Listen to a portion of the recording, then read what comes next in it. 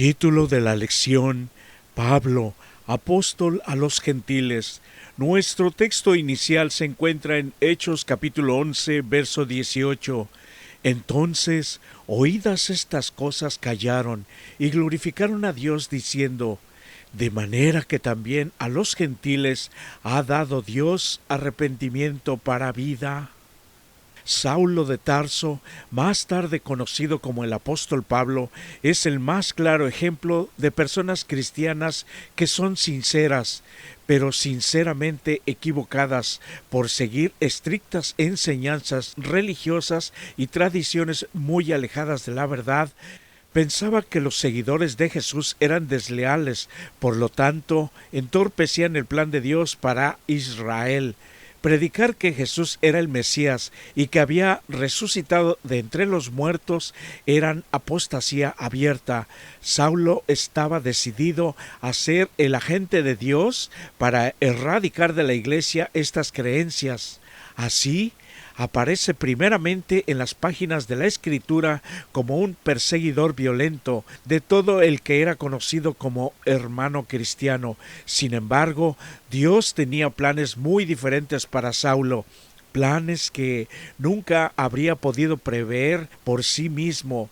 Este judío fariseo no solamente predicaría que Jesús era el Mesías, además, y por increíble que parezca, predicaría a los gentiles. Saulo de Tarso aparece primeramente en el libro de Hechos, involucrado con el apedreamiento de Esteban, quien tiene especial importancia porque su predicación y martirio parecen haber tenido una profunda influencia en Saulo de Tarso. Esteban era judío de habla griega y uno de los 7 diáconos originales. Proclamó vigorosamente que Jesús era el esperado Mesías, que fue crucificado para rescate de la humanidad perdida en el pecado y que ahora, resucitado, este Jesús era el verdadero centro de la fe judía. No es de extrañar entonces que haya hecho enojar a Saulo, fariseo apasionado y fervoroso revolucionario. Posiblemente creía que era su deber ayudar a Dios a apresurar ese día, condenando a muerte a quienes consideraba equivocados.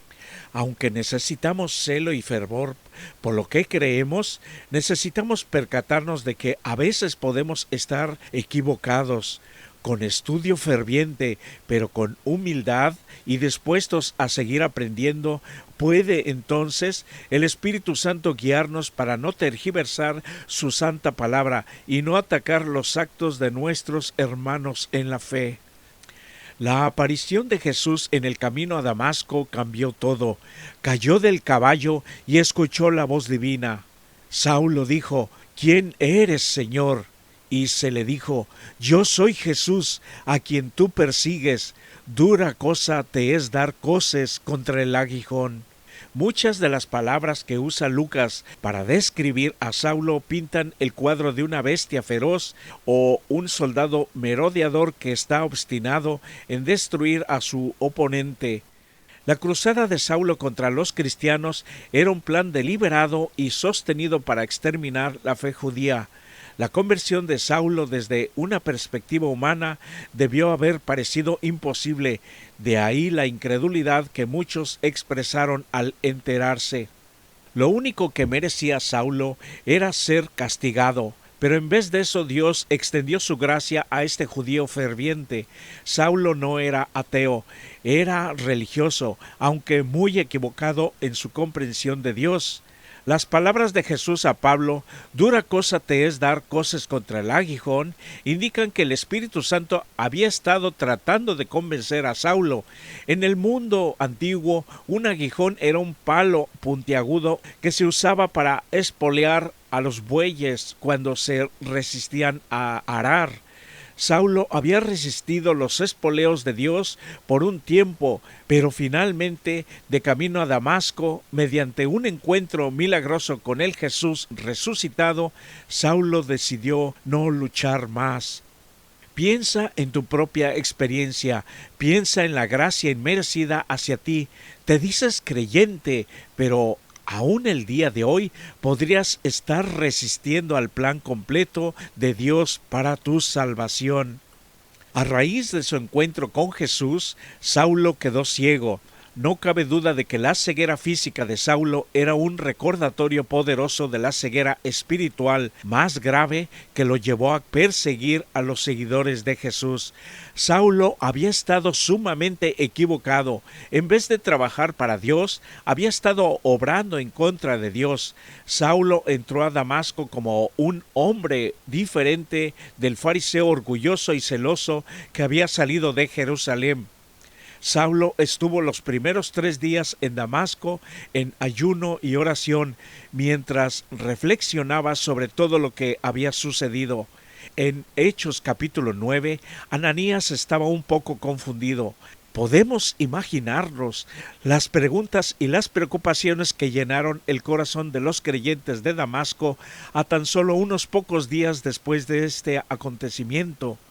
Ananías recibió una visión del Señor, informándole de las nuevas sorprendentes e inesperadas sobre Saulo de Tarso. Cualquier otra cosa menor que una visión posiblemente no lo habrían convencido de lo que oía acerca de Saulo era verdad, que el enemigo de los creyentes cristianos se había convertido ahora en uno de ellos.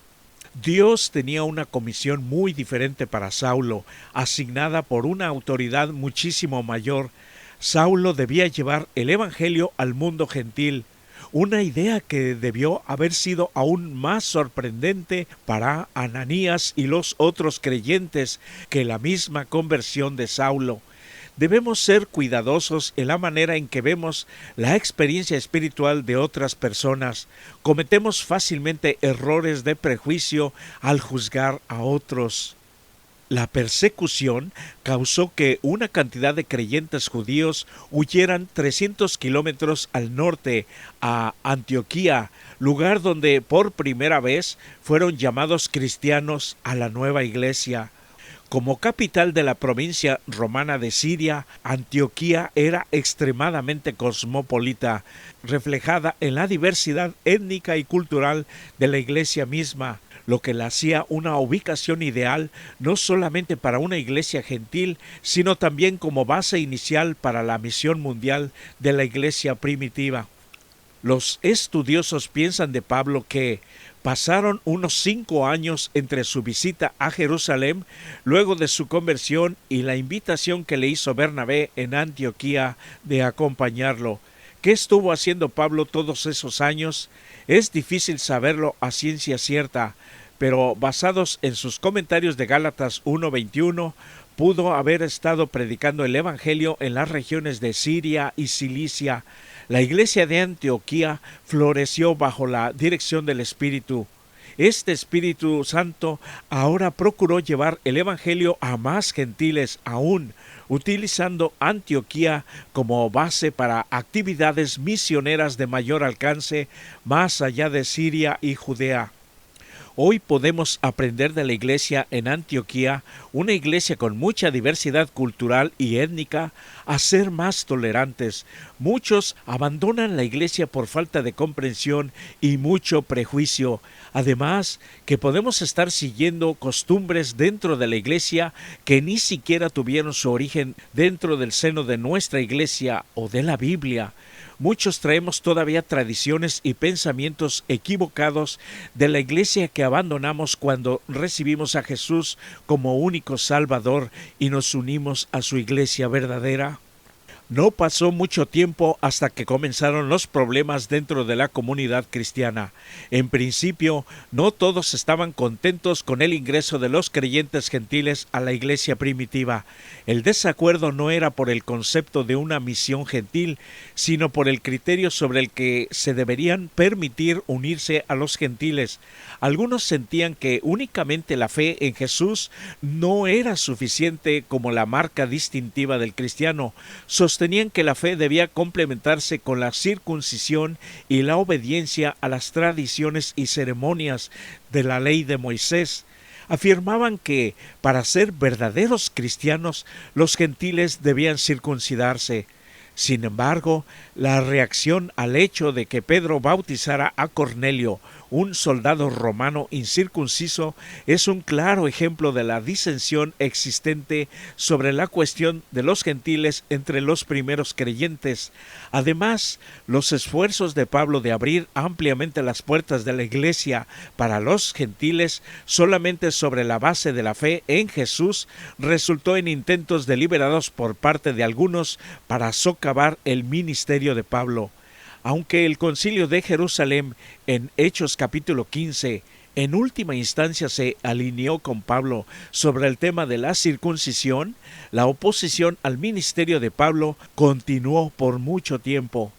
¿Qué podemos aprender de esto sobre la forma en que nuestras ideas preconcebidas, culturales e incluso religiosas pueden descarriarnos? ¿Cómo podemos aprender a protegernos de cometer la misma clase de errores más allá de cuán bien intencionados seamos?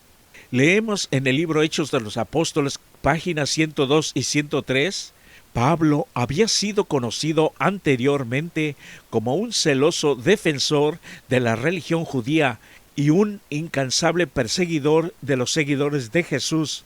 Era valeroso, independiente, perseverante y sus talentos y su preparación lo capacitaban para prestar casi cualquier servicio. Razonaba con extraordinaria claridad y mediante su aplastador sarcasmo podía colocar a un oponente en situación nada envidiable. Y ahora los judíos veían a ese joven de posibilidades extraordinarias unido a los que anteriormente había perseguido y predicando sin temor en el nombre de Jesús. Un general muerto en la batalla es una pérdida para su ejército, pero su muerte no da fuerza adicional al enemigo. Mas cuando un hombre eminente se une al adversario, no solamente se pierden sus servicios, sino también aquellos a quienes él se une obtienen una decidida ventaja. Saulo de Tarso, en el camino a Damasco, podría fácilmente haber sido muerto por el Señor y se hubiera restado mucha fuerza al poder perseguidor. Pero Dios, en su providencia, no solo le perdonó la vida, sino también lo convirtió, transfiriendo así a un campeón del bando del enemigo al bando de Cristo. Como elocuente orador y crítico severo, Pablo, con su firme propósito y denodado valor, poseía precisamente las cualidades que se necesitaban en la iglesia primitiva. Los oponentes más feroces eran compatriotas judíos que creían en Jesús. No basta solo creer. Los ángeles malos también creen en Jesús y tiemblan, pero no obedecen sus mandatos. Debemos además asegurarnos que podemos defender asuntos de principios religiosos y al mismo tiempo no estar luchando contra Dios. El que de veras estudia con humildad y es guiado por el Espíritu Santo, conocerá si las ideas aparentemente nuevas sean de Dios o de hombres. La realidad es que los más críticos miembros son los que a veces menos estudian y no ponen en práctica la palabra, y por consecuencia no conocen a Dios y su amor por cada ser humano. Piensan que lo saben todo y no están dispuestos a ceder o humillarse para aceptar la instrucción y revelación adicional, como la que una y otra vez les narraba Pablo de su conversión con Jesús.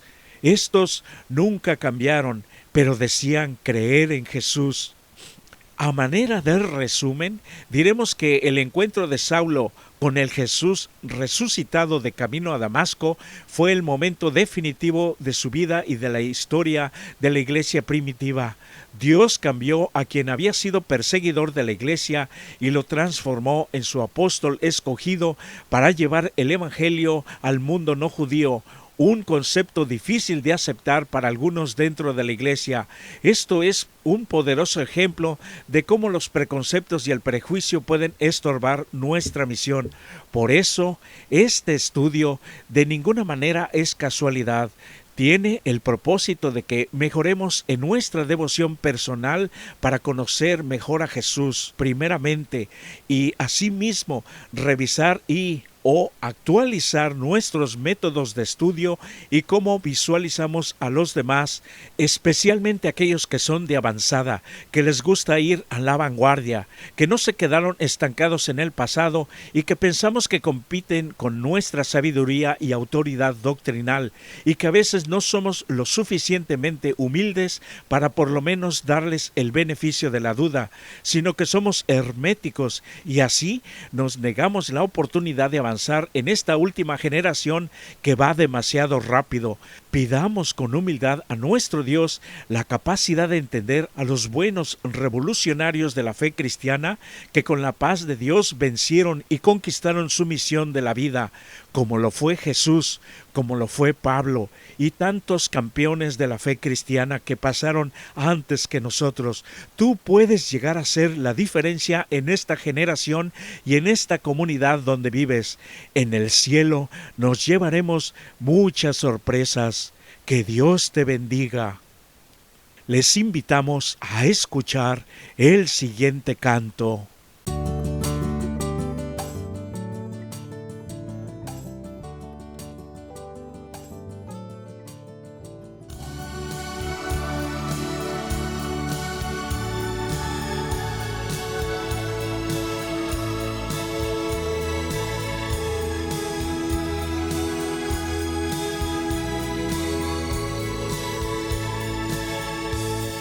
Si el Señor viene conmigo a donde vaya,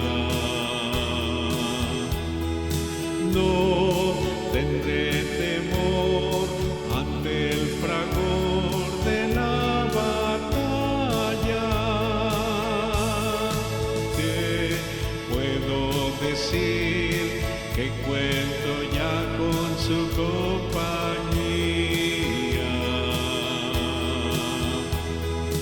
No me dejará al trabajar de noche o día. Sé que es lo mejor que justo a mí me sucediera.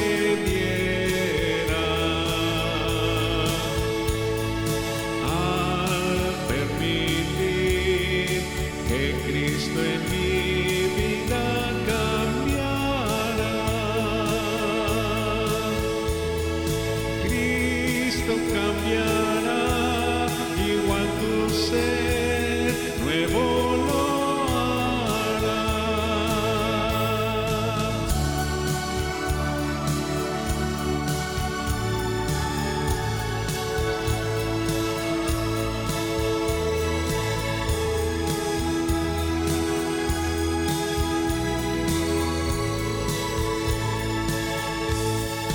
No tengo el poder para vencer lo que me daña. Es así el mal que me ataca con furia y saña. Sé que hay poder que viene y que me levanta. Es Jesús, Señor, que me ayudó y ahora te llama. Sé que es lo mejor que justo a ti hoy te llama.